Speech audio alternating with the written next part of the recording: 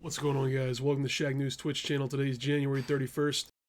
It's the final episode of Wide World of Electronic Sports for the month. We're here with our host, as always, Brian, Rod, Phil. Guys, tell me what's going on. Yo, Chris, thank you so much for that amazing intro with the best music ever and that very tasty look at Shacklemania. I'm really excited for that to turn out later. But yes, it's time for Wide World of Electronic Sports. I am Bryan Lefler, joined by always my friends Rodney Conyers Jr. How you doing today? I'm good. I'm doing good. I'm back at home. I'm in my, well, I'm not going to say my own room. My other room is my own room as well, but I'm in my room that I actually have furnished and finished, and I'm feeling energized. And of course, Phil, Visu, how are you, my friend? Fantastic, man. It's a beautiful Monday. Good start to the day. Been active already, and looking forward to discussing some good esports with the fellas. Absolutely, guys. There's a lot of great esports to talk about today and a lot of great sauce talk to get into later. So you're going to want to settle down and get into this show. Maybe get some early snacks, but save some for later. First, though, let's get into the main story of the day, the surprise story. It's a breaking one, another breaking story to talk about. It's another billion-dollar acquisition. We started off last week's show. Is this last week's show? No, it's not Groundhog Day yet. It's just more billion-dollar deals going forward with huge companies buying up other huge companies. This time, Sony's firing back at Microsoft, buying up Bungie for $3.6 billion. This is a pretty big snap, for them, but it's not as big as a $70 billion purchase of a AAA publisher that has, dozens upon dozens of developer houses underneath its fold. And to be honest, we have to talk about this acquisition in terms of esports and the esports ramifications, just like we did last week.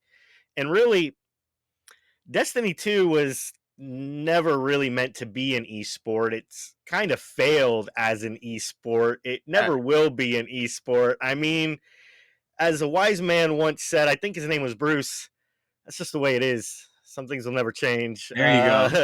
There you go. Yeah, it's just not going to be there. But that's not to say there isn't esports in Bungie's future. Back in April of last year, Bungie put out a job listing for a incubation senior multiplayer systems designer. And basically what that means is somebody who is able to prototype multiplayer systems at a very high level, but specifically with a familiarity in competitive gaming and esports. And they are known to be working on new IP. So Destiny 2 is not the only thing Bungie's ever going to make. I mean, obviously, they're going to make new games. They're going to make new IP. And now with Sony owning them, they have a huge range of other IP that could be given to them the shooter scene. They really do. Yeah, Rodney, what do you think? I'm just I always worry and wonder, maybe more wonder than anything, how deals like this come about. Because, what type of power and influence do you have to be working with to one-up another company like this? If you can even statistically look at this as a one-up. I mean, I know it's different, sets of money, but, were deals like this in the making after a long time? Is there a whistleblower in the background that's letting some of these companies know which one is going to make a big play soon? Because this seems very systematic to be throwing around billions of dollars like this. You know what this is, boys? What's up? This is the future. Okay. Shit. This is the future. Can I get Nintendo to buy AE already? EA? Can we just make it happen? Because Come to buy Rare. Listen, This is where we're heading, and I'm okay with that. We got million and billion-dollar acquisitions going down in the esports gaming space. How do you think that projects for us in the future? Plenty of news, plenty of events, plenty of opportunities. How can anyone be mad about this? This is dumb. I woke up and I was like, what are people tweeting about? Like somebody else done dropped a how much? Stop playing with me, man. This is the future. Yeah, I mean, conglomeration and acquisition is kind of the future with tech and companies like these. It's only kind of natural. But as far as esports goes, I think Bungie's new IP could be something esports focused, especially if that job listing is to be like really read into. But it's just a job listing, it's one person working on a game out of hundreds of people. So we don't know exactly what the deal will be. Exactly. Timed exclusives get out of the Destiny 2. You're exactly right, Surfer Boy. Hopefully Sony will make Destiny 2 I don't know if they would want to change the game as a service setup it has right now, because games as a service obviously is big money. People just play thousands and thousands and thousands of hours into it and grind, and it's a great shooter for them to have. Yes, sir. But I would like to see them get like something like SOCOM and bring that back. That would be something huge for the esports scene. Mhm. And also really a nice competitor to Battlefield and Call of Duty, which Call of Duty is, we all think it will be a Microsoft exclusive sometime in the future. You know it's coming, Ryan. You know it's Exactly. coming. So Console wars, baby. yeah, for one publisher, developer, console maker, to have Halo and Call of Duty, for Sony to have Bungie, that gives them a gigantic dev house to pump out something that can Mediocre compete. games. To pump out mediocre games that can compete with the other mediocre games. Oh, that's me. I was so excited last week thinking, man, my PS5 looking good now. I don't have to worry about this Call of Duty riffraff on here. And then you Oh wake up no. today and you find out, oh wow, a different flavor of riffraff incoming. Well put. Yeah, I don't know if Destiny will be exclusive to PlayStation. I mean, obviously, both companies have come out and said that their current multi-exclusive deals are going to stay multi-platform deals are going to stay multi-platform.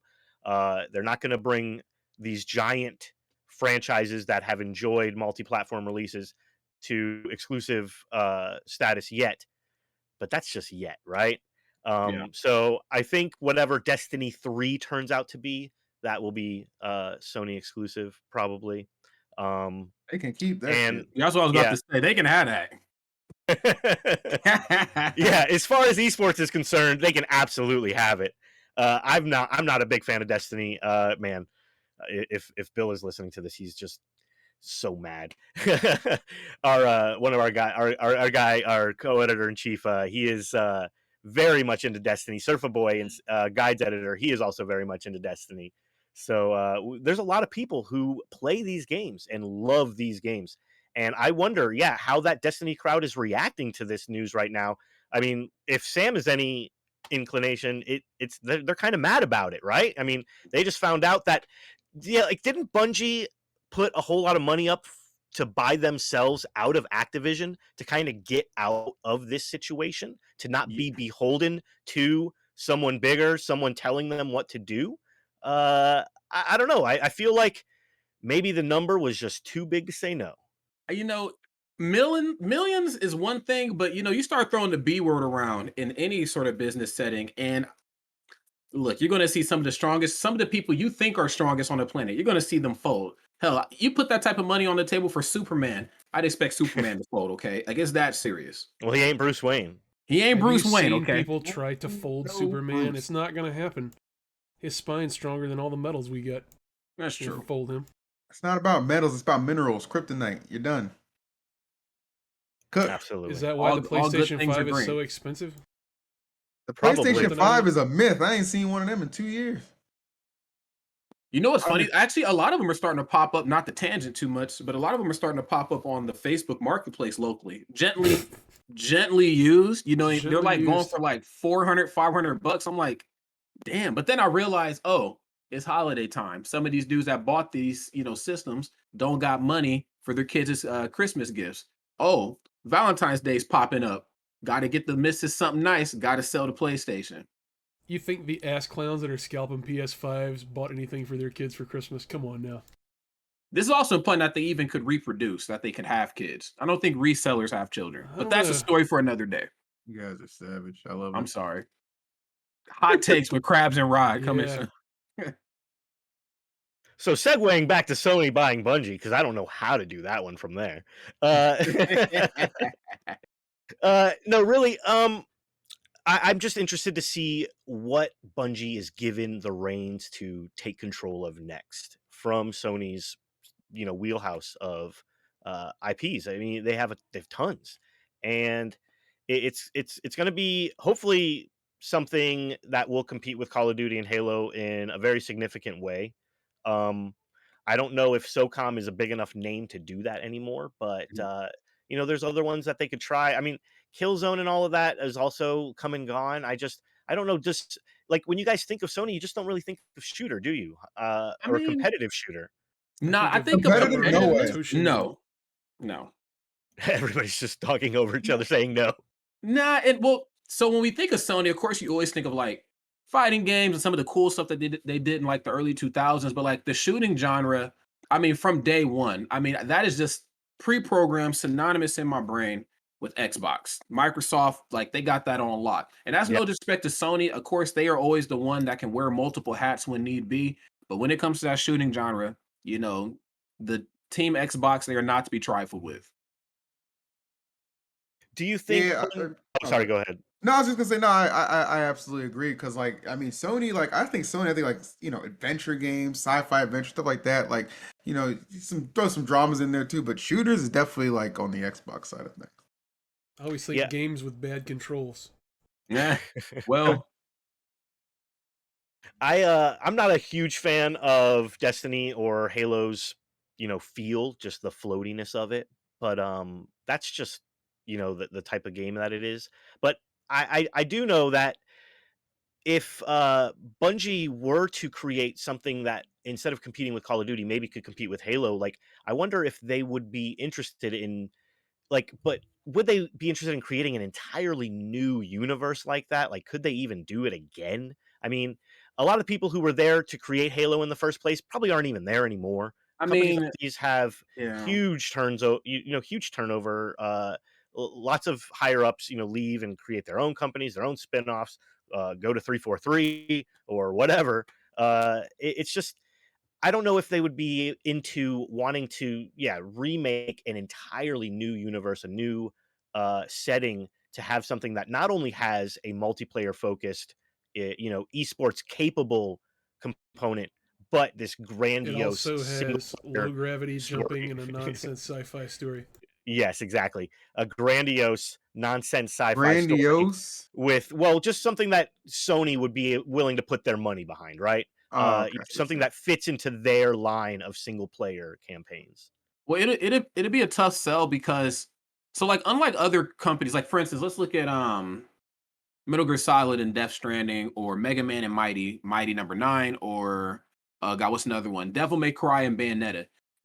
Those two game series, they always feel similar, but you know what? They're like the companies feel just different enough. The lore is just different enough for me to like be able to wrap my brain around it from a financial standpoint too. I mean, obviously, all these games cost money, but when I think of I just don't know. The pre-programming is just too strong for them to make anything remotely close to what they've done in the past. They would just need to, damn, dare I say, really just wipe the slate clean and try something else. Because anything that feels spacey, alien related, your brain is automatically going to go to, oh, this is Halo, like all over again. Absolutely. Yeah, they would. I feel like doing something completely different would help them distinguish themselves from whatever Microsoft is bringing, especially on the Halo side. One more question though, before we move on from this topic, Sure.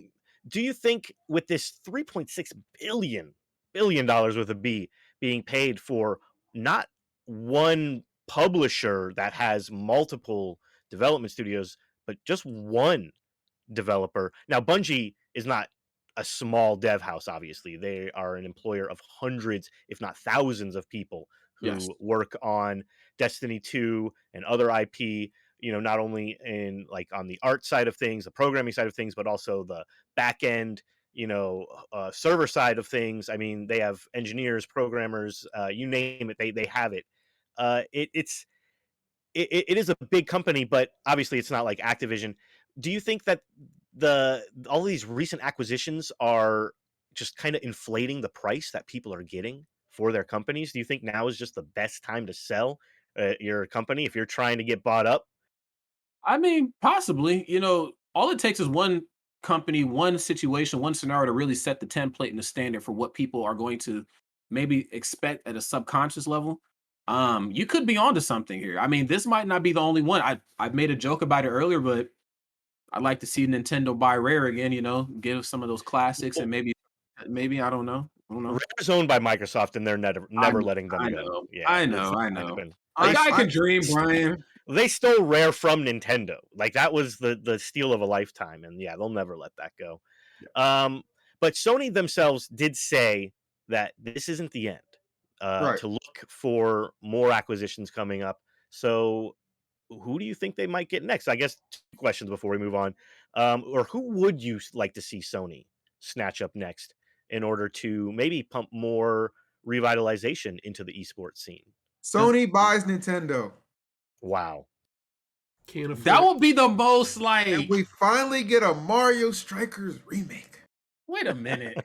Wait a minute. Nintendo's Sony's dad. That would be the ultimate son right there. Like, yo, I'm buying Nintendo. That's what y'all get for sonning me all those years ago. Change that B to a T, baby. $1 trillion. Right, calm You down, Jeff Bezos. Well, calm down. never know, man. Or maybe a merger. Our boy Pyro in the chat said a merger, man. Come on now. Give me that'd be kind of crisp. I'm not gonna So lie. that's something only desperate companies do, like Sega and Sammy did back in the day, or Don't come for Bandai. Cue Sony Bandai buying and Sega Namco. next week in a move of desperation not to lose mindshare. But no, I would love to see Sony get Capcom. Yeah, Denny Von Doom hit the nail on the head right there in chat. Great minds think alike. I mean, it's not like I even read that first. Sony needs to buy Capcom at this point. I don't think Capcom is too interested in selling because of how well they're doing on their own right now. Back in the Xbox 360 days, I feel like Microsoft could have bought them for a song, and things maybe would have turned out a lot different for the generations coming up after that. But that's all here, The hindsight time and to buy everything. them was when they were bungling the development of Street Fighter V, and they were Yeah. at their low point. Yeah, exactly. Well, that was another low point for them as well. But yes, right now it's going to be tough. But if Sony put up, like you said, if you put up enough Bs, you can't say no, right? I mean, so Well, I think that would be the Sony smart ain't move got all for them them. Bs. No, that's the problem. Sony just doesn't have the market value to be going around spending as many Bs as Microsoft can. And It's true. after this Bungie acquisition for 3.6 billion, I know they said be on the lookout for more, but I don't think we're going to see any bigger than this one. I mean, at this point, I'll just wake up to some surprising news because, I mean, when we go back to back to back with these crazy acquisitions as of late, it's just it's crazy. It's encouraging too, though. Like that's good for anything that's good for gaming is good for esports. So It does feel like Sony's a bit behind the curve here because even before Microsoft did Activision Blizzard, they spent the better part of the last 2 years absolutely going all out, collecting top tier studio after top tier studio to bring in. And then we saw Sony kind of react to it by officially locking up Insomniac after that. And was it the folks Gorilla? I think they took them on officially? Yeah. And I don't know if they own Housemark, who did Returnal. They did take in Housemark last year towards the end. Okay. But like I mentioned in the chat, Jim Ryan came in, and when he first started Sony, he's like, "We're not going to be doing Game Pass style stuff. We're not going for PC. We're doing what we made good."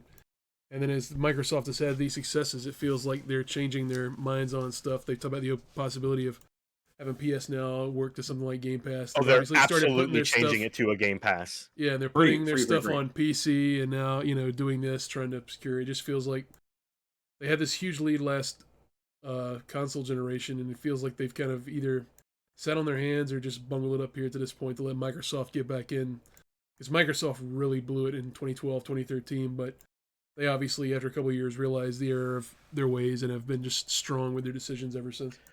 I think it's just more of a matter of Microsoft being a little more forward thinking with their sales model and their approach with the upcoming console generations. Mm-hmm. Whereas Sony was happy to be the hardware the hardware sales leader. I don't think they saw exactly the big picture that Microsoft was looking at. And And now Microsoft also they're had catching up. likely a I mean, different it looks picture. like they look like they're playing catch up. You're exactly right. They look like they're playing catch up here Yo, by getting these acquisitions after the fact. To kind of respond to Microsoft, responding to Game Pass, and then it's just kind of weird that even though they were leading in sales, it feels like they're trying to catch up in everything else. It's yeah, weird no, too, because culturally too. Oh, sorry. Go ahead, Phil. no, I was just gonna say I know we're about to like switch topics, but I'm locked out of my Twitter Oh for no! copyright. Oh Good no. job. Bro, what have you done?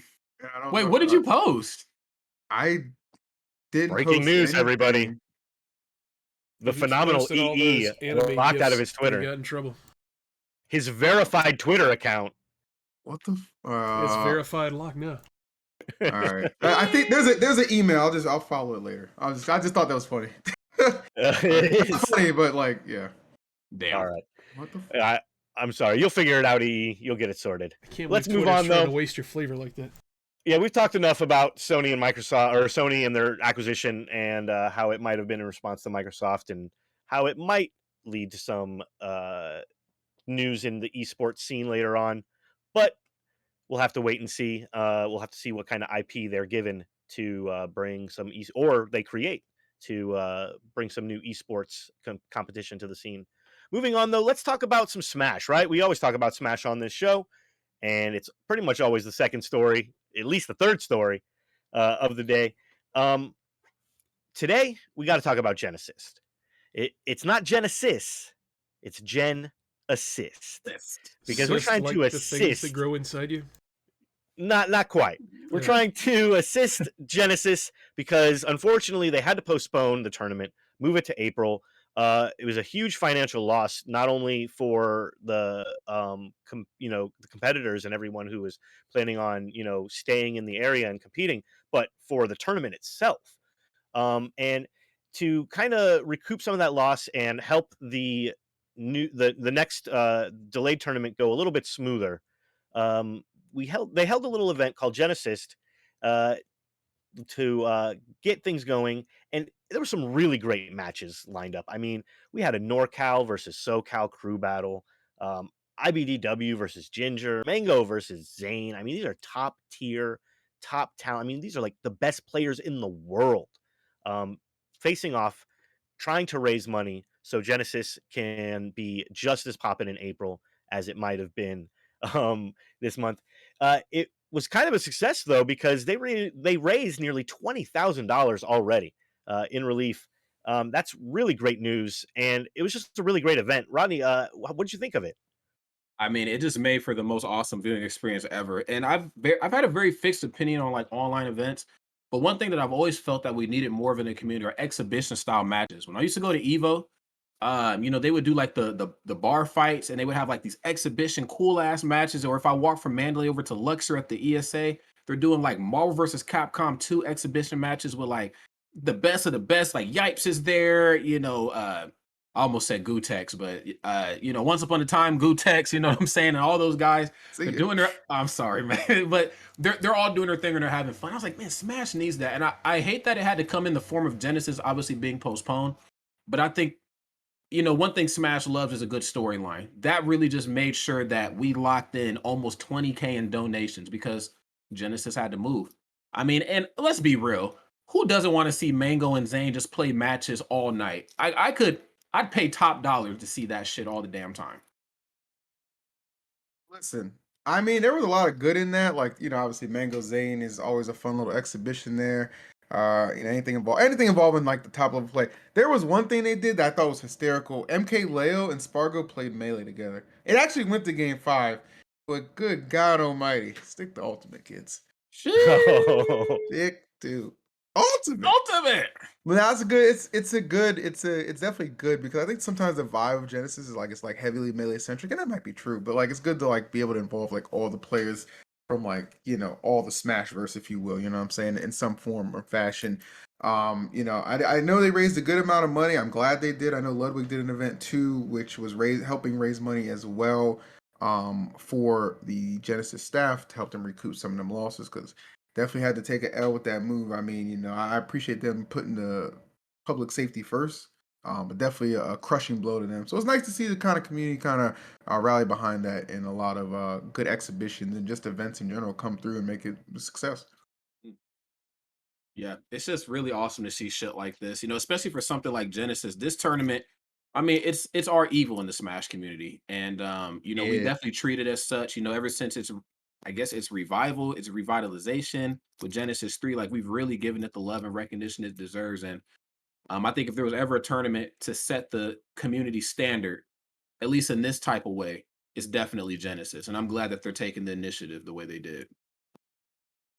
Yeah, it's not a great thing that they had to reach out to the community to get donations in order, to help fund the move and the postponement of the tournament. But it's a great thing that the community wanted to pull together to see Genesis be the event that it deserves to be, right? Mhm. It was really awesome. Like the response from the community, as the tweet says, is just phenomenal. Like it's great to see, and it's also gave us some awesome Smash to watch all weekend. So if you didn't see it, make sure you go check out the VODs. Check it out on YouTube. Check out at least Mango versus Zane if you can. I mean, because that's just two of the best players in the world going at it, and who wouldn't want to watch that? So yeah, we look forward to Genesis 8 coming forward in April. It's going to be an amazing event. The who's going to be there. The top of the top is going to be there. Everyone's going to be fighting for that top tier spot, the grand finals win, because it like you said, it's the Evo of Smash. It's if you can get that number one victory, that grand finals on your Smash resume, I mean, it says a lot about you as a player for sure. Well, and we're also now on the Panda Global, not circuit, but like the Panda Global PG stats thing now. Yeah. I know like that was a big concern with Let's Make Big Moves in Genesis. And honestly, if we had like an official Nintendo rating system tournament schedule, January would be a really hard sell anyway. Usually most circuits start up around like late February, early March. Like look at Street Fighter and Final Round and stuff like that. So I like the fact that Genesis is now looked at with a little bit more competitive viability than it would have been before. I mean, people are still going to show up to this event no matter what and treat it like either one or two things: a family reunion or the fucking Super Bowl of Smash. But now you have no choice but to treat it like the Super Bowl. And so funny. So that's something in my teeth. What's so funny, guys? Oh, So nothing. we're laughing. Oh, nothing, man. I'm kidding. Might be a toenail in your teeth. Chat's I just don't know. popping off. That's all. Yeah. Go ahead, man. Shout out to my boy Always. Censored. Shout out to my boy Censored with the toe emote. Always love the Wide World of Esports chat. Always keeping it very entertaining. We don't But kink no, shame here. yeah, that's right. No, really though, make sure you stay tuned right here on Wide World of Esports for all of the Genesis news as it happens, because we're definitely going to be following this tournament. We're definitely going to be bringing you everything that happens coming forward from it. And like I hope when it goes off in April that it's the Super Bowl of Smash that it definitely deserves to be. Moving on, though, let's talk about some smaller online tournaments that took place over the weekend or will be taking place. A couple of them to talk about today because we got some news for both of these. So Ludwig had his LACS tournament that he loves to. Ryan. Sorry, Ludwig. Yeah, Ludwig. I apologize.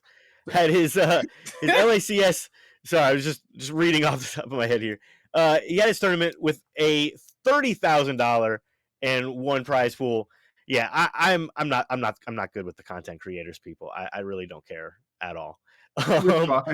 Yeah, I'm fired. No, but Zane took the top spot though. So after just popping off a little bit with Mango, he was able to get a big bag from Ludwig. Like the drums. And yeah, it's like the drums. And yeah, it was really cool to watch. It is a huge online Smash event. Yeah, Ludwig Angren bringing out all of the big names because it's big money, right? Like $30,000. I mean, that's nothing to sneeze at. What'd you guys think of it? I thought it was amazing. Ludwig, he never disappoints. Ever since his inception in Smash, he's a phenomenal commentator, very strong player too. If anybody watched the streams, they know that he is not to be taken lightly on the sticks. And now here he is creating the best content that I almost said Twitch that YouTube has literally ever seen. This guy is pretty much the GOAT. This is we just need more of this. When online first started, I'm like, the tournaments are cool. I like it, but I also just want to see more more exhibition style matches, more tournaments with like higher stakes on the line. And I think Ludwig providing, 30K is just goddamn ridiculous, man. I mean, I think the only thing that comes close to this was the Le'Veon Bell thing. That was somewhere close, but this, I mean, just overshadows that financially. Yeah, it's dope. I mean, and he's no stranger to running these kind of tournaments. I think this LACS was the fourth installment, I want to say. SFAT, Mango, and now Zane twice, all being champions Yeah. for that event, if I'm not mistaken.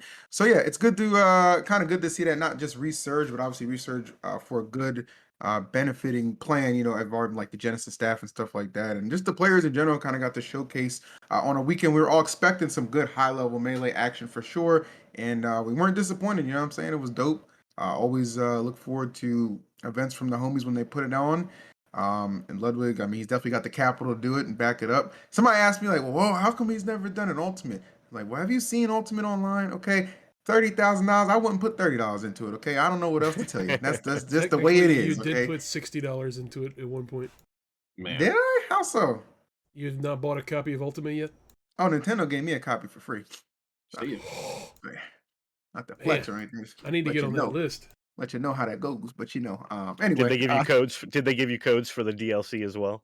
I did get codes, but I had to like renew something for like the second one. I just never did it, so I just buy my own after that. Gotcha. I've helped contribute, damn it. That's all I know. So shouts to shouts to that tournament. It was dope. I watched all of top 8. It was great.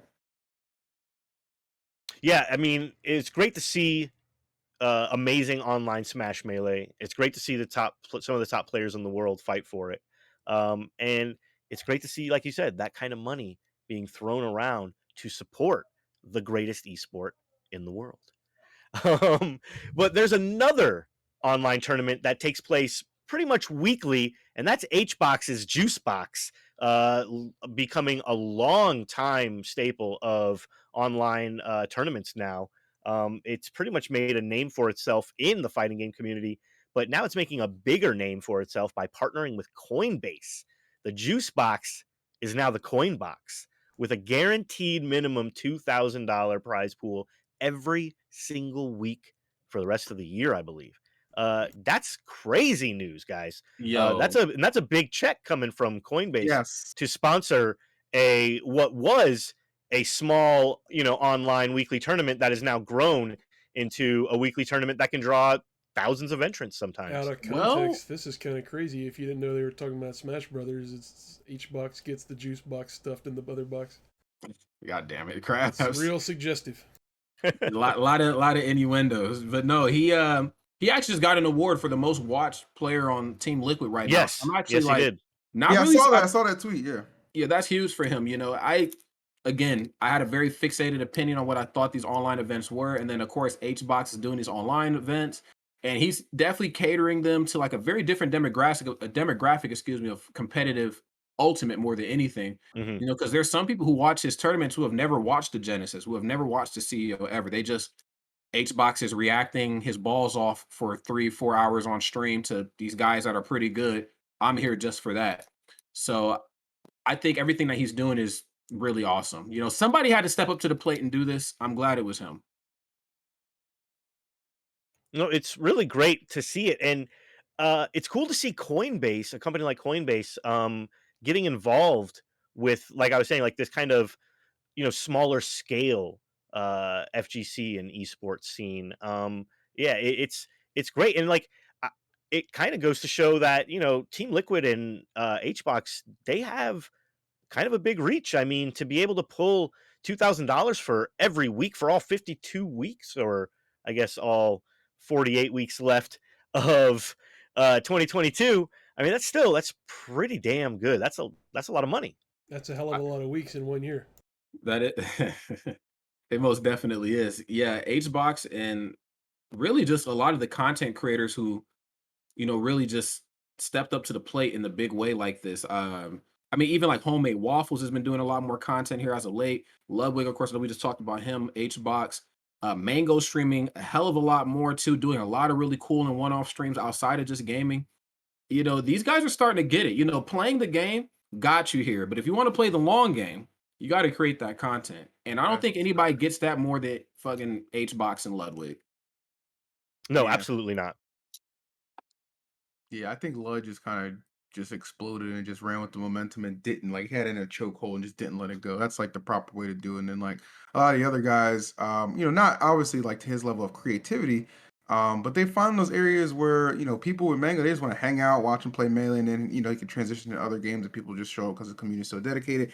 HBox bulk of his content is obviously Smash related, but he does a good job balancing between the alt crowd kind of filling a void that was actually kind of needed due to recent events, and then like he throws Melee in there too as well, like the Yeah. competitive side, the casual side. It all just balances out. Like these are well-known names, and now they're just taking it to another level. So either one of them can just retire from competitive play. They're just fine. People at this point they're not showing up because you can place top 3, top 5 at a tournament consistently. No, we're here for your content. Period. Boom. Yeah. Even I feel like Coinbase can recognize you want to get your money behind the top seafood target on the tour. True. Red dot, man. Red dot. There it is. Well, Krabs, you asked chat if HBox can convince his Smash audience to buy crypto from Coinbase. I don't know if he can convince them to buy soup. He can probably convince them to buy crypto. HBox can convince people to do a lot of things. And so he's the industry goat. Like I said before in previous episodes, there's 3 goats. You got like the statistical goat. Of course, you just have like the accolades and the cultural phenomenon that is Mango as, a different type of goat. But HBox is the industry goat, man. He knows how to play the long game. Absolutely I right. got to. Yeah, Which congrats Smash to him. superstar looks most like a goat? You don't have I to would say answer this. Mango. Do not answer Mango this. wins that one. Yeah, the hair Easily. kind of throws it over the top. I'm with that. The beard also sells it. No, but really, congrats to HBox for this partnership with Coinbase and getting a nice big prize pot, secured for every single week of the year. And that's just, I guess, the minimum. So $2,000, is just the guaranteed prize pool. It could go up even higher. And so, we're going to have some big names turning in every week, trying to collect that easy money from all of the online smashers that feel like they got a shot. And HBox actually, to his credit, does a great job making sure that everybody gets their shot in his tournaments. Oh yeah. Yes. So moving on, we got more FGC to talk about actually, and this one is a big tournament, huge, large scale, in person, multi game FGC tournament, the kind you like to see, the kind where you can find any game you want to play, the kind where there's still some big names showing up, taking this money from the prize pools available, and that's Frosty Fausting's 14, the 14th iteration. What's up, Krabs? I was going to ask, you think they have Mace the Dark Age at this tournament? I hope they did.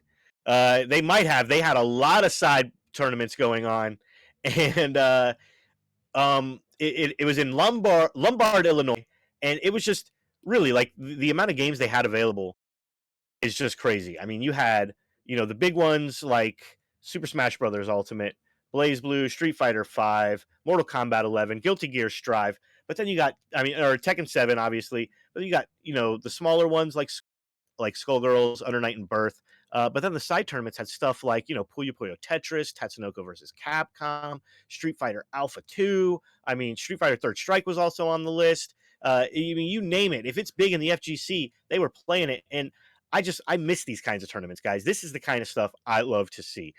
Frosty Faustings was really fun to watch this weekend. Did you get a chance to see any of it? Yeah, I think when it comes to events like Frosty and Combo Breaker, it could maybe be a Midwest thing. Uh-huh. Maybe coupled with the fact that these tournaments really show their FGC grassroots origins from like the arcade era, and they just want to run as many games as possible. Whatever the case may be, Combo Breaker and Frosties, one thing's for sure, they're going to run a shit ton of games. And I felt like I really kind of had like my FGC awakening at a Combo Breaker or Frosty. I can't remember which one what it was, but years ago, I'm watching like, of course, Puyo Puyo Tetris. I'm watching them fighting herds. Yeah, Like them fighting herds. my world of what I thought fighting games were very limited to like King of Fighters, Street Fighter, Tekken, stuff like that. And then they're opening up the door to so much more. I gotta commend these guys. My only one gripe with Frosties is that it's a major event, but it's a Friday, Saturday event instead of a Saturday, Sunday. And I just remember one of the years it being very difficult to get to because Friday's still a business day Yeah. and then Saturday. But outside of that, Frosty's phenomenal experience. Tekken was amazing. Frosty's, of course, is a big ass event. Maybe not so much to the scale of Combo Breaker. So because of that, the community at a local level gets to shine through a little bit more on stream as opposed to like the heavy hitters that we're used to, like Poke Chop and JDCR and stuff. So Frosty people, if you're watching this, big shout out to you guys, because damn, phenomenal time. Yeah, I gotta be honest. Frosty Faustings. The name is just weird to me. I don't know what that's a reference to or what the origin behind it has always been weird. But no, I never paid much attention to it until actually, people started bringing it up. I guess because like amid like how like little events we actually do have in person, like one that's happening is actually something worthwhile to talk about. I have a couple people actually went over there and competed. People I know who went over there and competed and had a good time. So definitely something that's kind of popping up on my radar and probably worth checking out more. I'm glad it was a successful event for them. And hopefully they keep. This is the 14th installment. I think they'll be okay with bringing it back. But yeah, that's a good look. Glad to see it did well. Absolutely, yeah.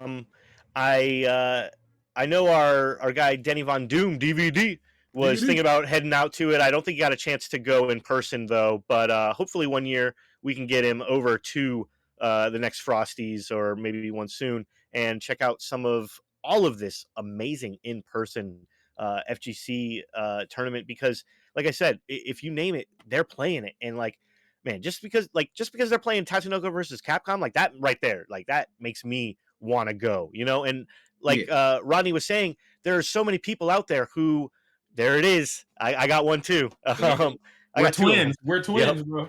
But there's so many people out there who really fall in love with a certain fighting game, and that's just the one they play, and they don't really move on to other, more popular games. They get into a community, and they're helping that community grow. They're helping that community foster within the FGC. And I love these large scale events that bring all of those smaller game communities together to just celebrate the entire FGC in one large scale event. It's just really cool to see.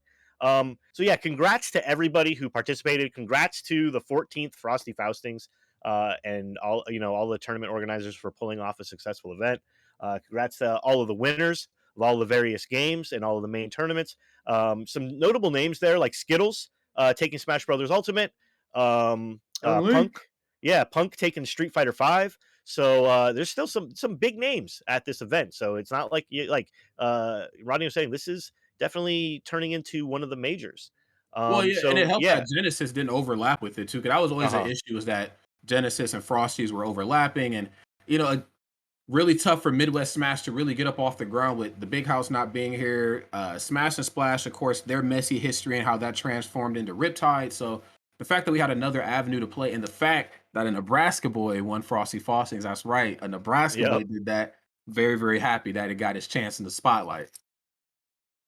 Congrats to Nebraska for getting repped at Frosties and taking Smash. Yeah, really, no, it was a really cool event.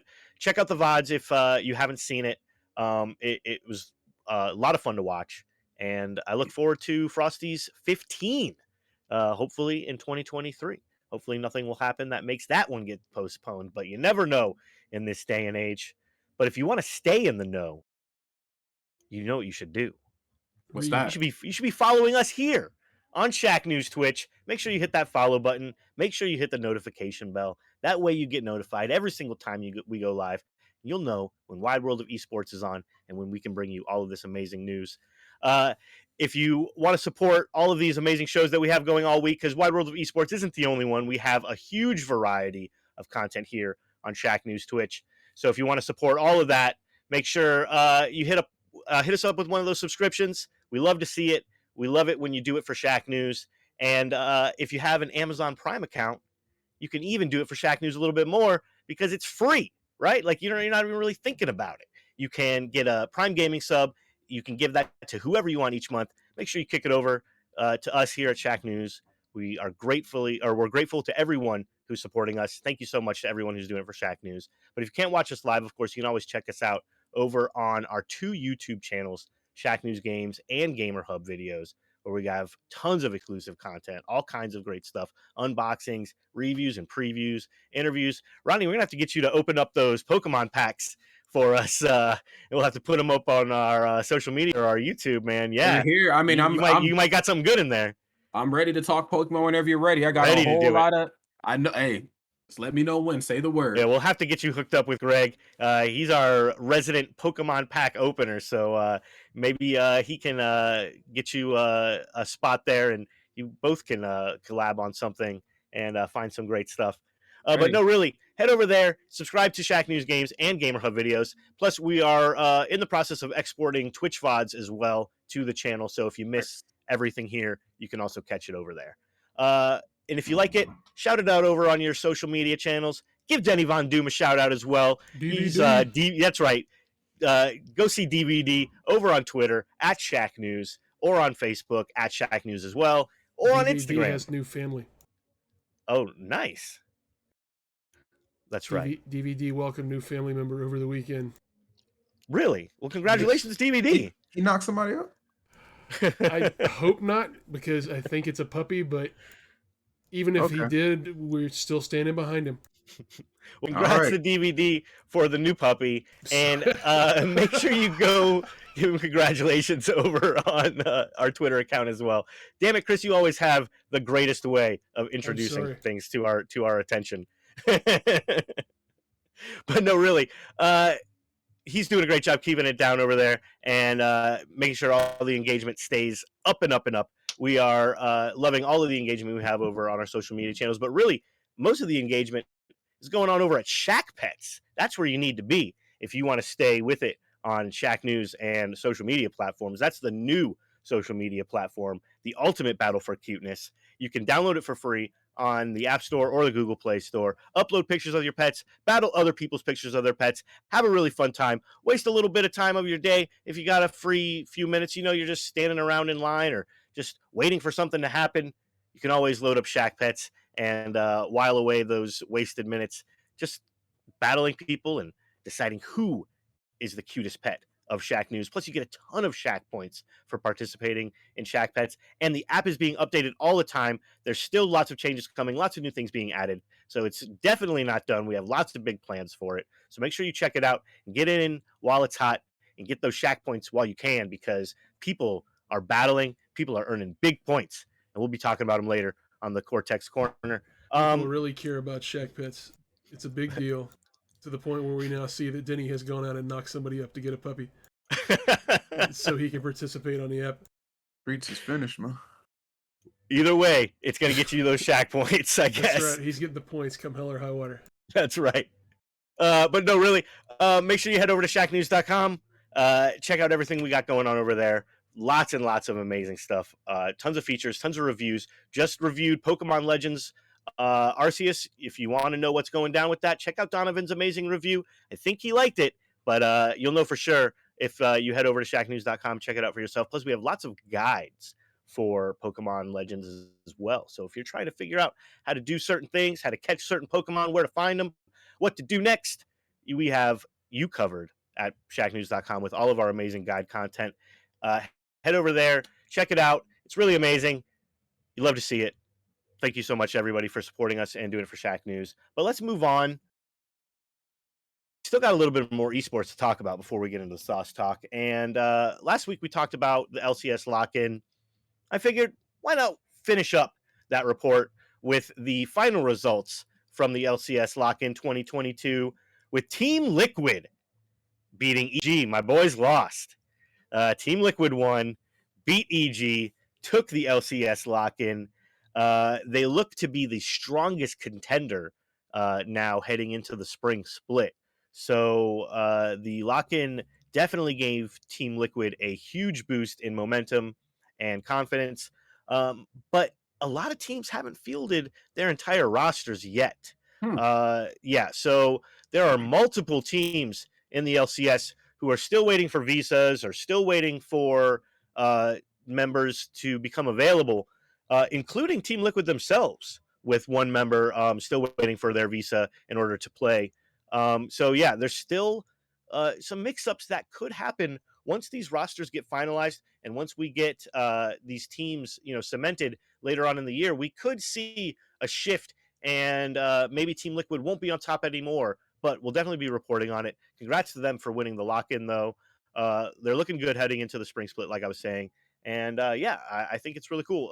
I'm sure you guys didn't get a chance to check any of this out, but do you have any thoughts of about Team Liquid and what they might Well, face coming up next? my question is how is Team Liquid just forever this dominant? I mean, like on Well, multiple. they did win the lock-in last year. They are a repeat winner. That's what I'm saying. You know, they're just dominant across so many different platforms. I mean, of course, we just got done talking about HBox and his work with streaming and being a content creator and doing these online tournaments. But it just really seems like Team Liquid's just kind of on the up and up here as of late. And I know you're a big EG fan, so I know that this article probably just kind of Yeah, pained you to write in. it's okay. That's how I felt last week with the 100 Thieves thing. I was like, Yep. but you know what? Everybody has to catch a L sooner or later. But this is good though. This makes for really good storytelling, and this is just going to put more fire under other teams' ass to, try to get Team Liquid out of there. I think it's actually pretty cool. It's actually funny to me. Like HBox is their most watched player, but like their LO or their league team just does so well.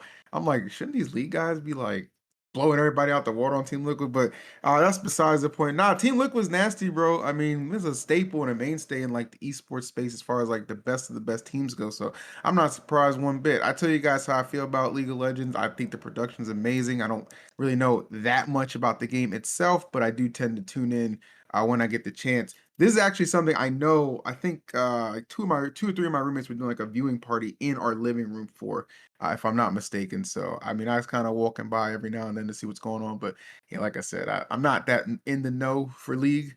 But hey, dominance is dominance, man. Hats off to him.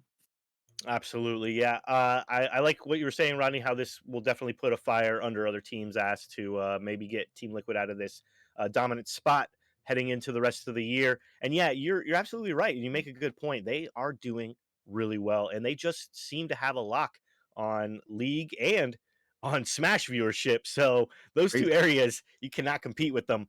We'll see what's coming up next though with LCS. We'll keep on reporting on that. Make sure you keep it locked here. Let's move on to our final esports story of the day.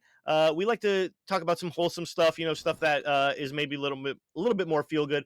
So, what's more wholesome than a nice hearty welcome to two professional esports teams, starting off in brand new games. Some news coming out from FaZe Clan entering the Valorant space, and TSM dipping a toe into the Dota 2 waters.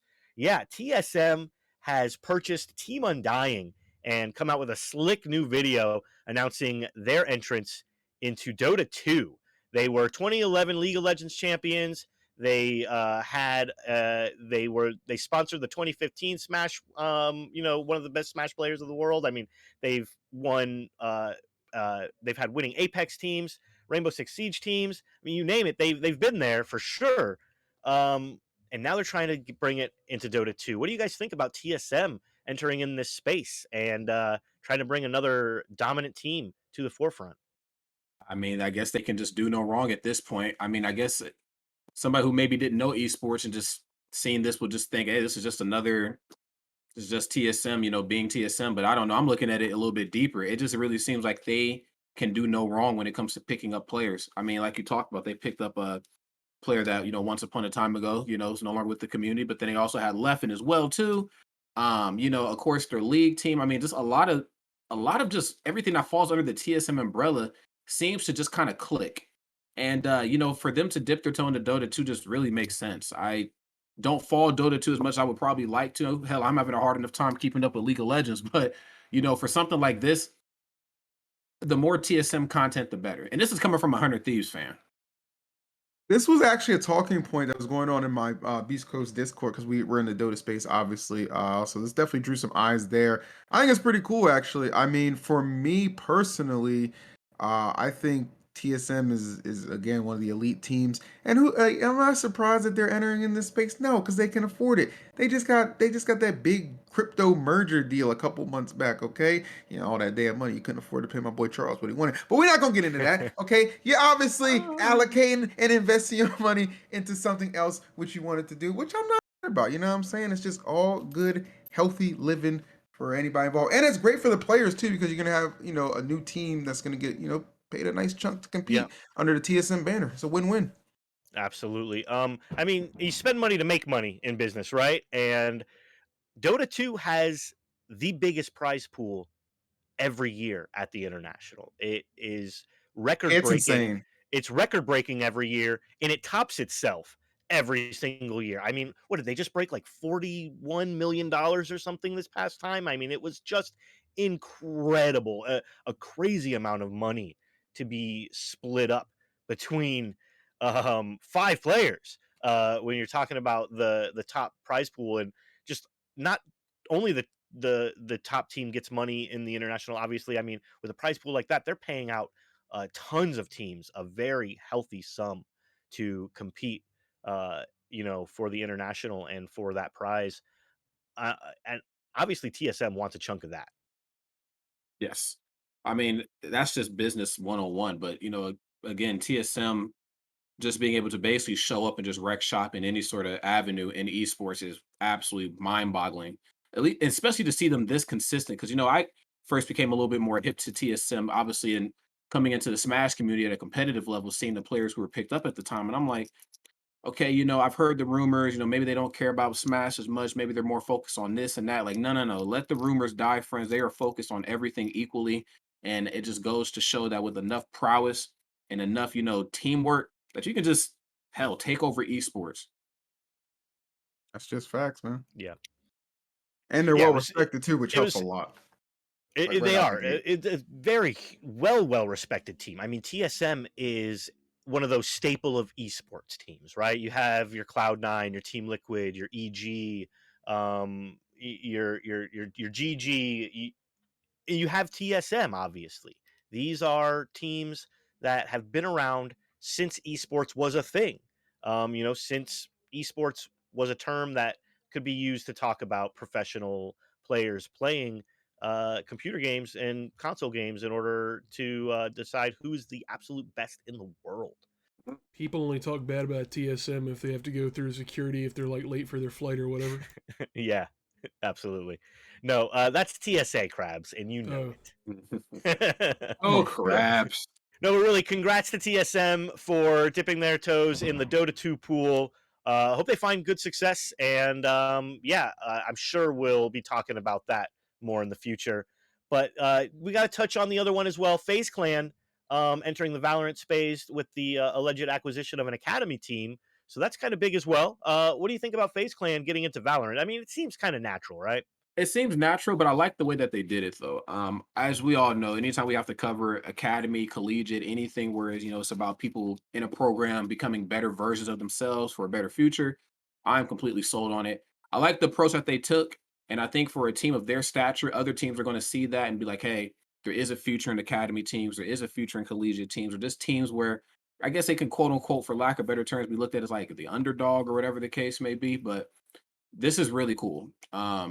I've been watching a bit more Valorant since Phil and I we worked an event last summer, maybe the summer before with Mango and AT&T. Had a very negative opinion on Valorant. I'm like, what the hell is this dog shit? My opinion is still kind of like, what the hell is this dog? But I'm like, I'm coming around to it a little bit more. I'm starting to pick up, what the game is putting down in. More than anything else, a strong game plus a strong esports team with a good head on their shoulders. I'm all in for it. Yeah, I mean, again, this is just one of those situations where there's no negatives. Rod, you always crack me up with your takes on games and stuff like that. Like, what is this talk shit here? You're a funny guy, man. Bold too, to say that on camera, very bold. But nah, another good look. I mean, you want to talk about like ending with feel good stories and stuff like that. That's what this is. You know what I'm saying? Like, it's just good all around for the esports ecosystem, and really even getting more eyes on the prize. When you think about it, how that kind of works out, the collegiate level and stuff. Very well said. Absolutely. Yeah. So congrats to FaZe Clan. Congrats to TSM. I hope you both find success in your new ventures. And we can't wait to report more on both of those teams as they head out into Valorant and Dota 2. I think that'll wrap it up, though, for the wide world of electronic sports talk of the day, which means we got to get into the sauce talk. That's right. Yes, And sir. it is a packed sauce talk. So let's just get down to it. This time So I gotta much sauce talk transform. today. Yeah. Oh no. I'm back Oh, home now. we have costume changes. Oh, He Costume is off changes? the shirt. I gotta transform. I'll be right back. Here we go. I don't know what's coming, but I am excited. I don't know. I didn't read the debrief. Let's go. Costume Here changes. comes the apron. Oh God, Uncle The apron's Rod. out. Kiss the cook, man. The heck is going on? This will now have to be the 4th different alternate attire I've got to make for his wrestle character. The We need an intro song. Fry cook Rodney. Look at, we're both loving it. Oh, Pull man. around to the window. There you go.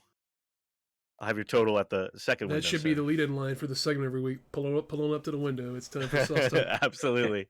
Pull up to the window. It's time for sauce talk. I'm taking it, Krabs. We're doing it. We're doing it. All right. Our first sauce talk topic of the day comes from Mountain Dew. They're telling you not to worry. Don't worry, everybody. Sugar-free hard Mountain Dew didn't forget. They didn't forget what? What didn't they forget? I have no idea. Did they not forget that fake sugar drinks are just the worst? Like the worst, okay? They didn't forget how fucking cool sharks are. Yeah, this is I don't know. Are you guys trying to get turnt on Hell yeah. your Every hard goddamn day of the week. Baja Who do you think Blast? you're talking to? Of course I'm trying to get turned. You know, this is just okay. I don't even want to give a hot take, but I've just never been the biggest fan of Baja Blast. Like when it came around, people are like, "This is like the shit." I'm just like, "Y'all, this is just Powerade and regular Mountain Dew." Like my taste buds are not fooling me. Okay, I like the idea behind it. I think making it into like a harder seltzer, but then also trying to tap into like this obey the law, have a white claw type of marketing is it's cool, but I don't even look. And Phil, I'm gonna just tell you this too because we've been to a lot of events together. When the White Claws come out, I'm like, get me the fuck out of here. I'm not a White Claw guy. I don't do the hard seltzers. Okay, you need to pass the Jack. Okay, like I'm here for that. I'm not here for the what is this? Like, what are we? 18? I don't know. Not saying that 18-year-olds should be drinking, by the way, but that's the type of shit they were You just drinking. narked on yourself, Rod. I did. I work at McDonald's now, okay? College didn't work. What do you want? What do you want from me? You're blaming that on Mountain Dew Baja Blast? Actually, yes. Actually, No man. jury No, would convict you you. absolutely should. Actually, That's what I'd do. Personally, what are we doing? I think at some point it gets down to what are we doing? Like it's like you've seen iterations and stuff like this, but like with the way that these fast food industries work, or just in general, it's almost like they're always trying to reinvent the wheel. You know what I'm saying? And it's just not necessary. Can we just, what are they gonna spike my honey mustard next? I mean, really? Can we just keep everything? I don't know what to say. Can we just skip all the steps in between and go straight into putting weed into the burritos? Yeah, just infuse it, okay? Getting If you hungry want to as have a you eat. differential I want ingredients, every bit of that cheese sauce to be 75% THC. I'm not asking Yeah. for a lot here, just a little bit of savory Well- flavor and a little bit of a good time. So Baja Blast is sold separately, like completely aside from Taco Bell, right? Like my Mountain Dew now is you not can buy where it you should can be. buy a Baja Blast in the stores, I believe. Okay. Okay, wow. Okay, You I got just enough learned money, something Rod. new. You can do anything. So, but why? True, but why? I don't. So, mixing alcohol and soda pop. I mean, it's a combination as old as peanut butter and jelly, cereal, milk, whatever the case may be. but why do it as a seltzer? Like, what is the That's what what are I we mean. trying? That's weird. because people are What, buying who are we claws. trying to promote this to? Are we trying to Yeah. promote this to like rich moms or something, or what are we Just doing? idiot Weight whites. Watchers. Just trying to take advantage or take a hold of the whole hard seltzer phase, the whole fad that's going on. I feel like it's kind of too late already, right? Like hard seltzers were very popular a couple years ago. They've kind of, I don't know. I don't see people buying them as much. I definitely don't want to drink them anymore. It was cool for a little while, but it's just, can we? Yeah, you're exactly right. Can we move on? Like, Seltzer's really? weird to me now because like I'll drink it and it'll just like sit in my stomach for like 2 days. I don't like that. Yeah. Like I'm not Yeah, it drunk or does sit. hungover. It just sits and it's not a good feeling. I don't like that. And So I'm I kind of don't know. off of that. I feel like Baja Blast Mountain Dew and the whole brand itself is a very teen friendly kind of brand. You know, it's very extreme sports focused. It's very Yeah, because young the kid. teenage body You is the only one that can actually process this stuff without doing permanent damage. Getting to that point. Absolutely. If you Should they drink really a be Mountain Dew going Baja for? Blast after you're 30, it'll probably put you in the emergency room.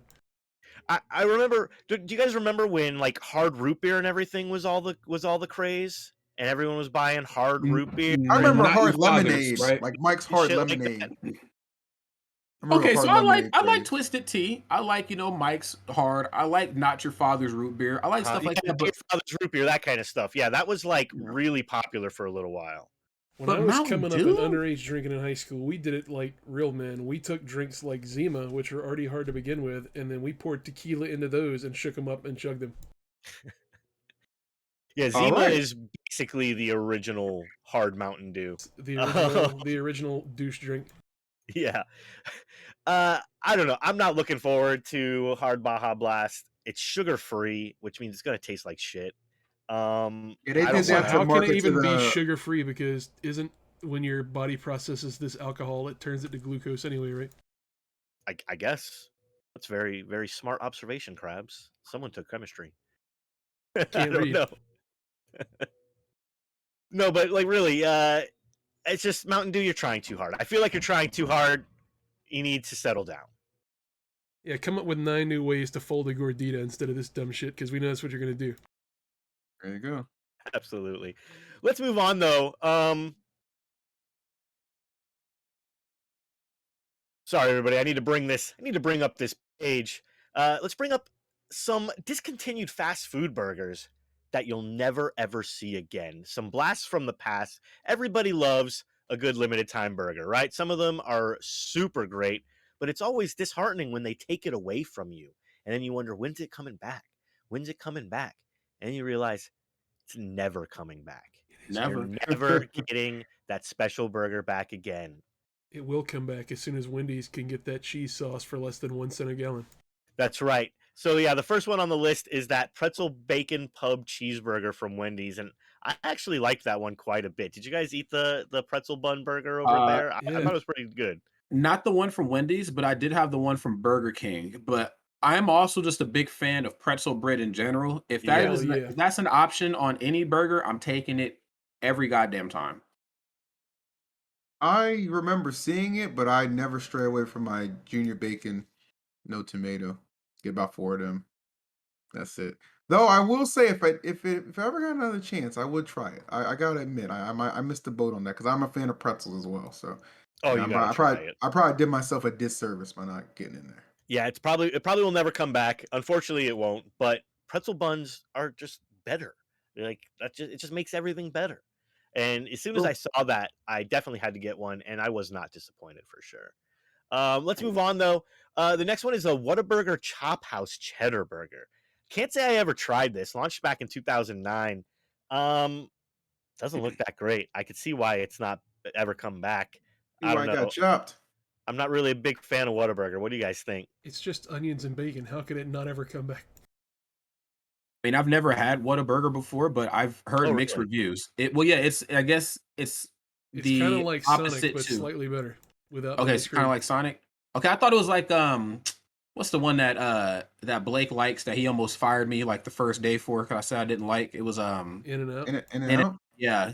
I've always heard the competition between those two. Are they not similar? I've never had an In-N-Out, but from people I trust, this is not similar to In-N-Out.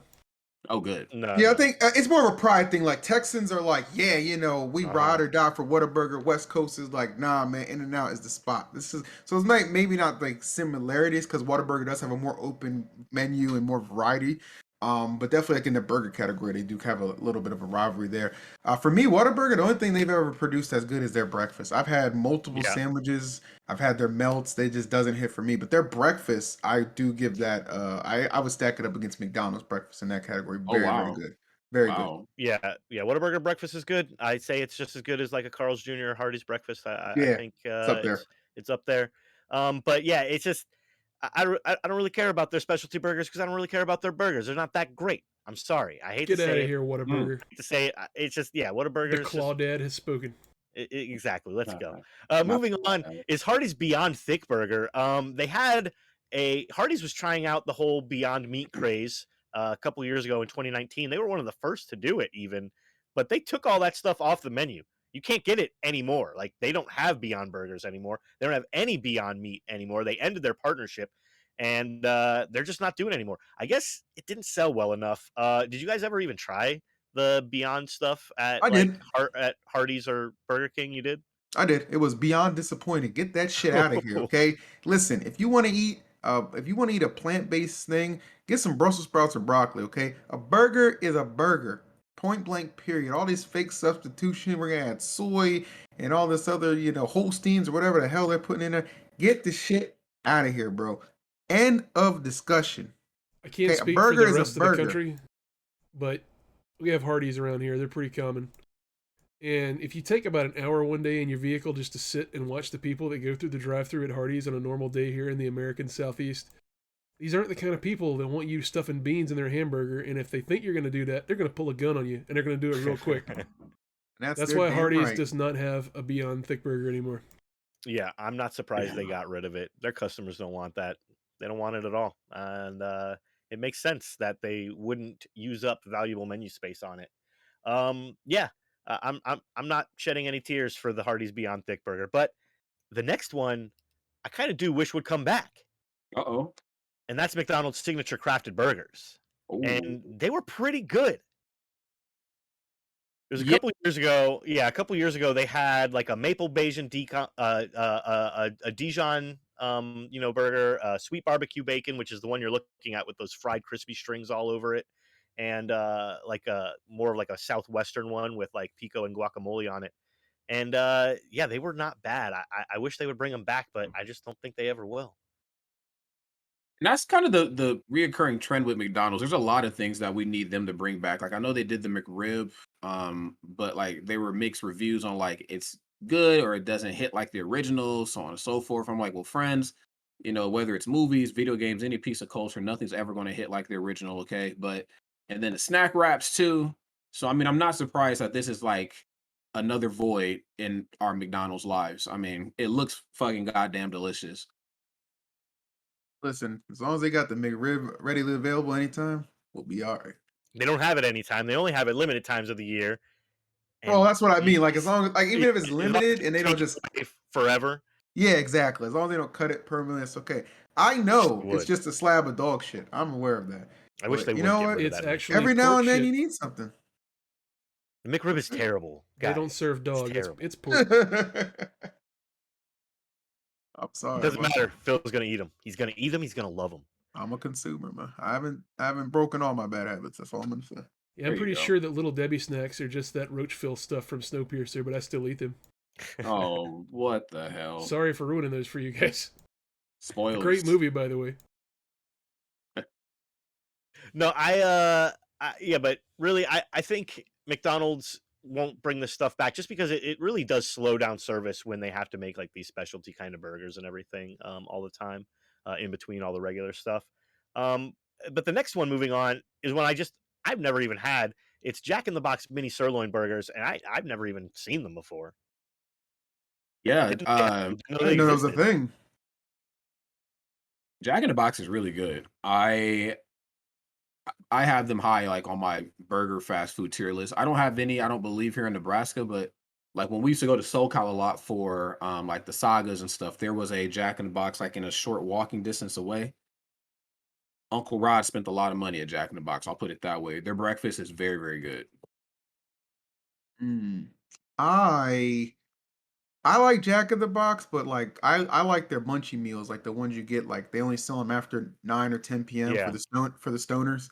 I like those a lot. Like, they'll have the chicken with the nacho cheese and the hash brown on it. It's very, very, very unhealthy. Sounds very stoner But food. after a night of drinking or just getting high off your ass, sometimes it hits different.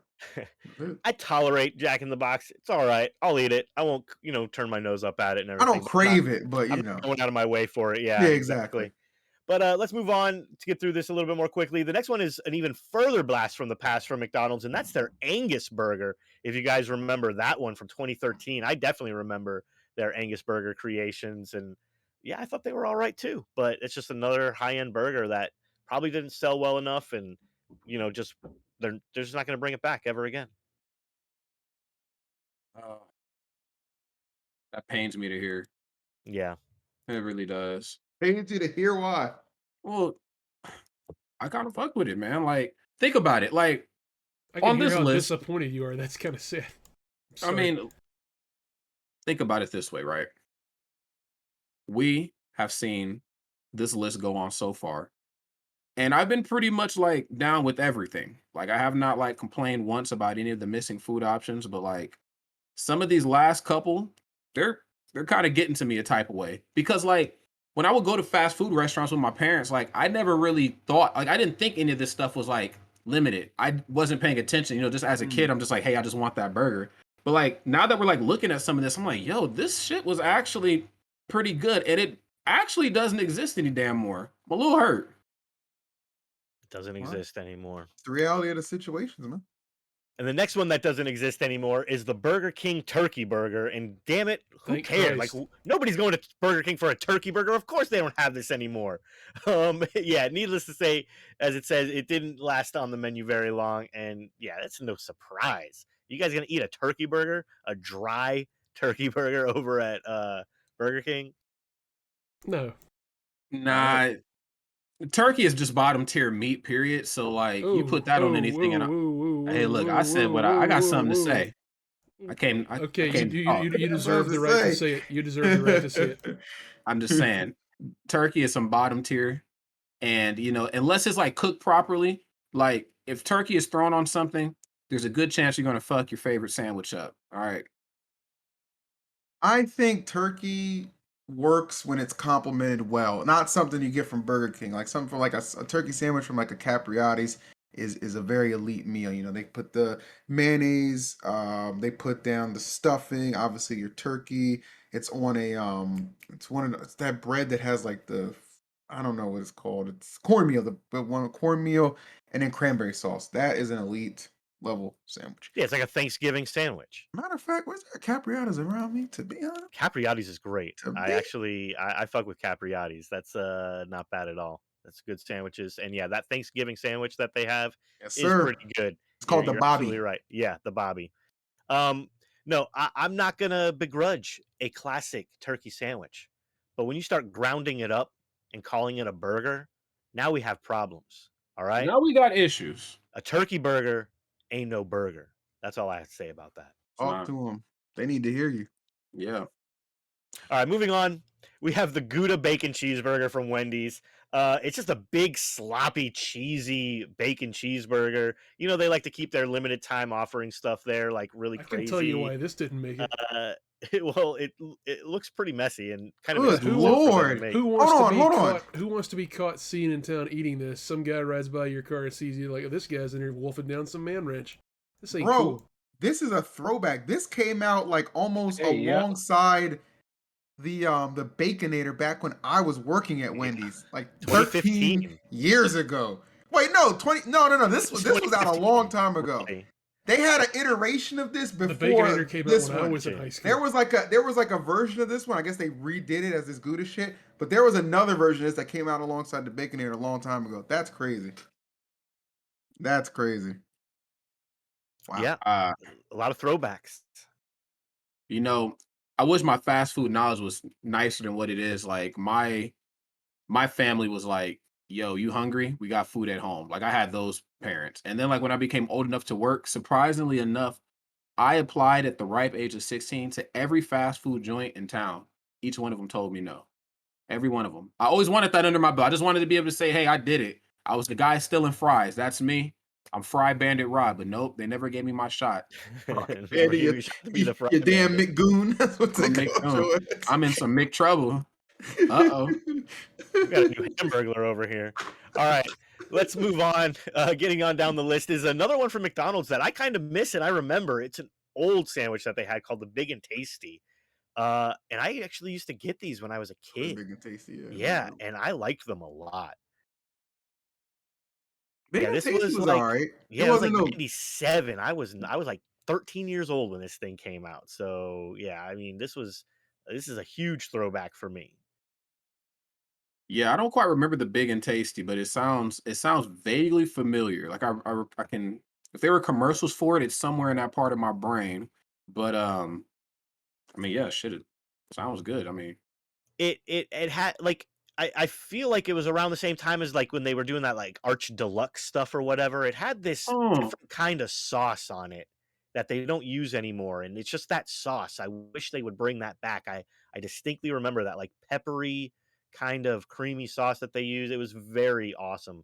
hmm, Like one of the best burger sauces that they've ever had, and like they just won't ever bring it back.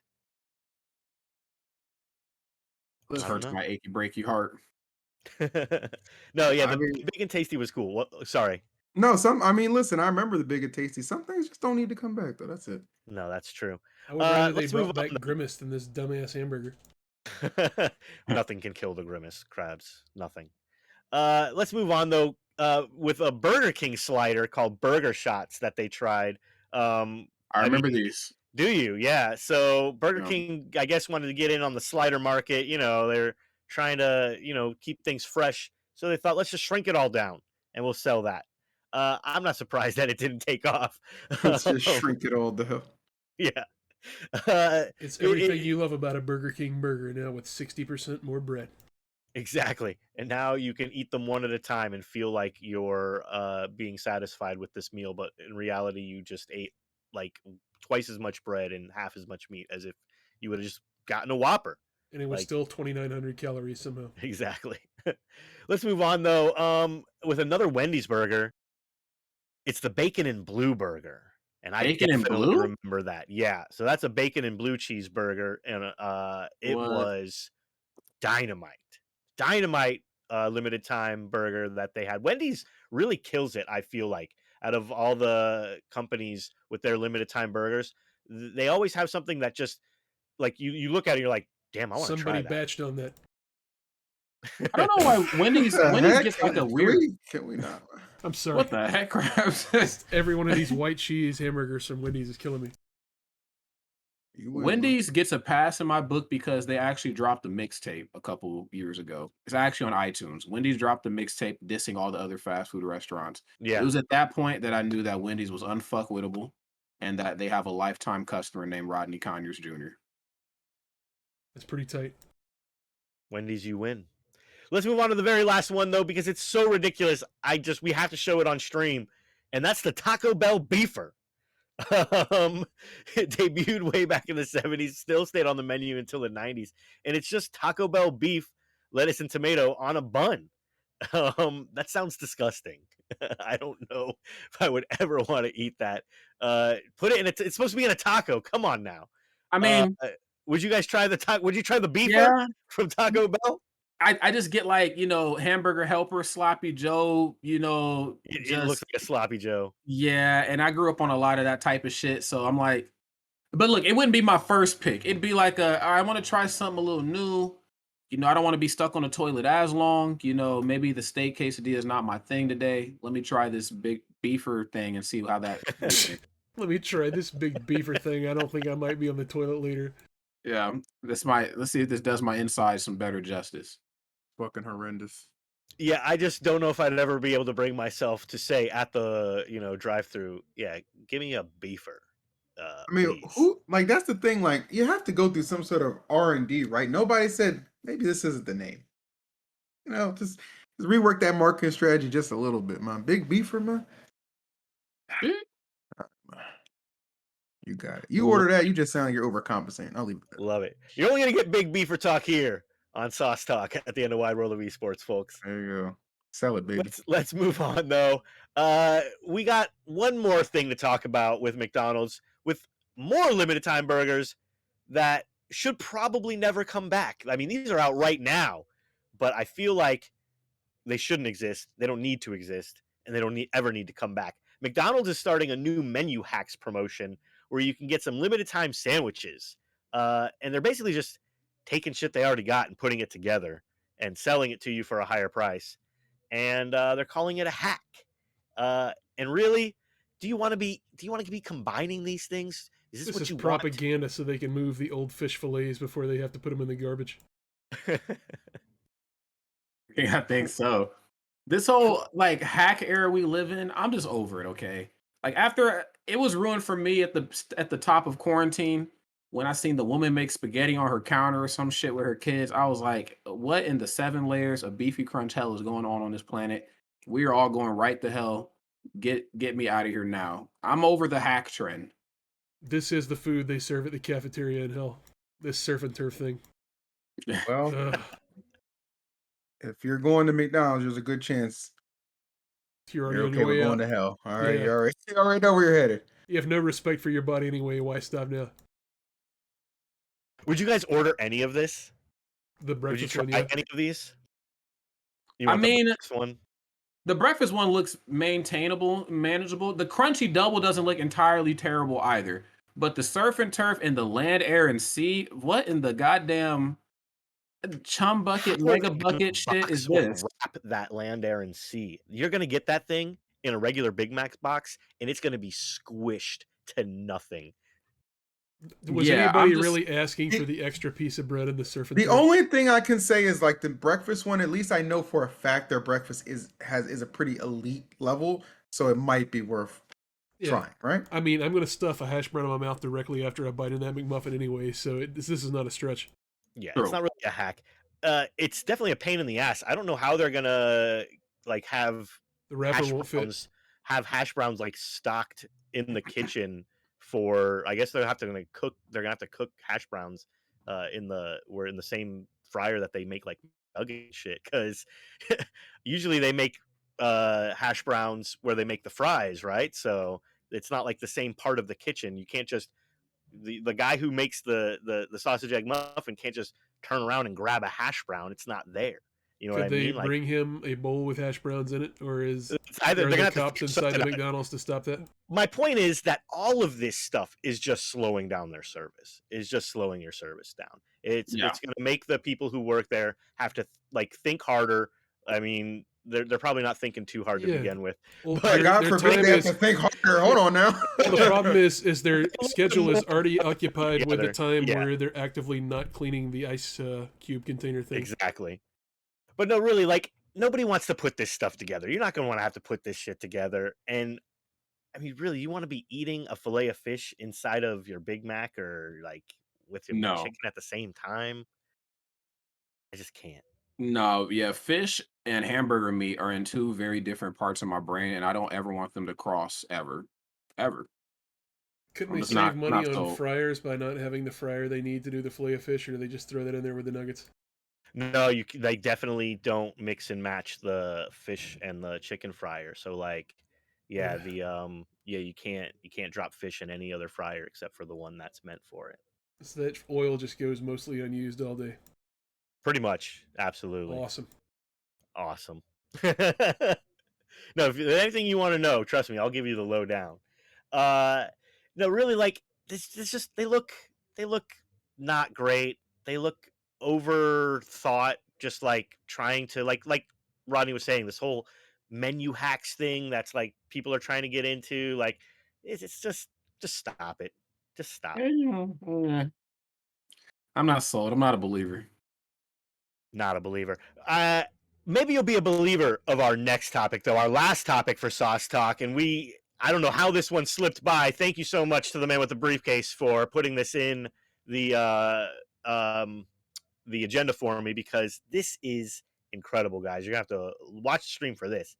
It's the Hormel chili cheese keg, an entire keg of chili cheese that you could win. Yes, you could win in time for the big game, the Super Bowl itself. Am I allowed to say that? I don't give a shit. The Super Bowl itself, you could have a Hormel chili cheese keg. Would you guys? You're going to a Super Bowl party. All right, you walk in. They got a couple of kegs. They got a keg of Heineken or whatever, a keg of Bud Light or whatever, and then they got a keg of Hormel chili cheese for tots and fries, And hot foreplay. dogs, whatever. What do you do? Are you going over there and getting down on that chili cheese keg? Probably just grab some Yeah. chips, grab some fries, and then just make it happen. I mean, I don't see how that. I mean, I'm already at any kind of Super Bowl party, just party in general. There's a good chance I don't give a crap about health that day. Let's just lob it out. You know what I'm saying? It's what it is. It doesn't bother you that it's coming out of a giant metal drum. Well, to be fair, when we order something from a fast food establishment, we don't know where it's coming out of anyway. So what's That's the true. Does It's coming Hormel out of a chili not giant. normally come in a tiny metal drum when you buy it? at the Exactly. I grocery don't know store? what's going on there. So who cares? There's not metal cans that Hormel chili comes in. I wonder, are we going to see any like keg stand related fatalities from when I this hope thing so. hits people's tailgate and Super Bowl parties or whatever? Yeah, like, you guys, please don't keg stand the Hormel chili cheese, for the This love would of be God. better if instead it was for breakfast and it was full of sweet white sausage sawmill gravy, and someone came to your house with a bunch of fresh biscuits, and we just stood underneath the gravy dispenser and had a great time. That'd be a little different, yeah. I think, I guess for a party setting, it's I think it's a good addition. The more the merrier. But like, I don't know. I do have a weird thing about food and watching it, where it comes from and how it comes out and X, Y, and Z that might throw me off ever so slightly. I don't know if I want to see it come out of this, but I understand and appreciate like how many people it could probably feed. Imagine the odor that comes off of this thing that it puts into your house. Yeah. You Oh, know what I yeah. mean? Just little shit like that, Are you Or gonna if enter the the delivery guy contest? drops it before he brings it in your house, and then you pressurize it up for the big game, and you pump it one too many times, it just blows the side off your house, and everybody at your party is covered in chili cheese. America. America. That is America crabs. No, really. I feel like Hormel has, like, they're just coming up with a great promotion here. They're going to hopefully deliver this to somebody. Like, when these contests come out, like, I really feel like, does anybody really win this? You know what I mean? Like, are they really going to deliver this keg to somebody's house and all of that? Like, they have the contest and they have the contest rules and all of that, but I'm sure there's ways that they get out of it and they don't really have to deliver on this. Most contests are I rigged don't any know. damn way. Yeah, I feel like uh I don't know. I don't think anyone's getting a Hormel chili cheesecake. I don't think so I either. I think think this is just like marketing propaganda. Yeah, yeah, I you want won't, to you believe. won't lose any sleep. It's fine. No, but if some lucky person out there gets the Hormel chili cheesecake, if you in chat are entering this contest and you win, please come back to us and report on your experiences. I have to know. But just don't do the keg stand. It's not worth it. It's No, not don't worth ever, it. don't ever Pass do on. that. All right, I think that's going to do it on the for all of Sauce Talk. That's going to wrap up Sauce Talk for the week. Only one bit of news to get to, and that, of course, is the Cortex winner of the week. We always got to talk about who won Shacknews, because we can't. Sauce Talk is over. We can't finish the show without getting into the winner of Cortex, the winner of Shacknews. And you know who it is. You know who it is. You already know. It's 8 Mikey and Mad Dog Delphi 97. That's right. 8 Mikey wins Shacknews for the week overall. Mad Dog _ Delphi 97 wins the chatty. I mean, you expected it at this point, right? The goats are back. They're doing things. They got it under control, and they're getting those points. But really, what I wanted to mention was a lot of staffers and non-chatty members hitting that top 20 list. I mean, I'm seeing names that I'm really proud of, actually, and I want to shout them out. I'm talking Johnny Chugs, or TJ Denzer, as you might know him, Rumpo, or Bill Lavoy, as you might know him, Burkleton Berkey, Greg Burke, Surfer Boy Sam in chat, Sam Chandler, and the man with the briefcase himself, all appearing on that top 20 list because of their extensive use of Shack Pets, holding it down and showing all of the community members how it's done. And then we got folks like Patty Ann, Dusty, J-Town Video, Nugsy. I love these names. These people Did you are say Nigsy? Nugsy. Okay. I don't know what that's fine. That's fine. I don't care. It's fine. We're good. We're cool. No, but really, like, these people are not chatty members. They didn't get their points from chatty points. They got their points from Shack Pets, and they're hitting the top 20. They're getting mentioned. That's what we're talking about when I say Shack Pets can win you Shack News for That's the why day. Denny was so desperate to expand his family. That's right. It was real, man. No, but really, congratulations to everybody who made the list, and congratulations to Mad Dog Delphi for winning the chatty, and a big congrats to 8 Mikey for winning Shack News for the week again, with his incessant Shack Pets usage. No, but if you want to be featured on this list, if you want to maybe make the cut, if you want to win Shack News, just to say you won Shack News, you got to get involved. Head over to the website, get involved on the chatty, get involved with Cortex, get involved with Shack News Reader. I'm sure it still exists. Shack News Reader, an amazing feature, very underutilized, very handy. But really, get involved with Shack Pets. Go over to the Google Play Store, go over to the App Store, download Shack Pets for free. The nerf is not coming, G Pyro. This is the new meta. This is the new meta. It's the future. It might be tweaked, no guarantees. Like I said, things are always happening. Things are being updated. Shack Pets itself is not finalized. New features are being worked on. New changes are coming to the app. It's going to get better and better as people use it. And really, the engagement has been incredible. People have been uploading pictures of their pets almost every day since the app came out. Gotten lots and lots of users, lots of challenges. So get on there, upload pictures of your pets, challenge other people's pets, and battle for the Shack Pet of the day, of the year, of the month, whatever it is. However you want to win Shack News with your Shack Pets, you can do it. Really, though, thank you, everyone, for joining us on another wonderful wide world of electronic sports. This has been episode 117. I am Bryan Lefler, contributing editor for Shack News, with my co-hosts and technical director, Chris Gerard. Thank you so much for your amazing technical direction. Rodney Conyers Jr., thank you so much for being here with all of your lovely insight. And, of course, yeah, and thank you to the phenomenal EE, Phil Visu, for all of your amazing insight and your hot takes. Love to have you, as always. Always, man. Thank you, everyone. That's going to do it from us. We'll see you later. And join us next time. Stay tuned for Steve Tendo.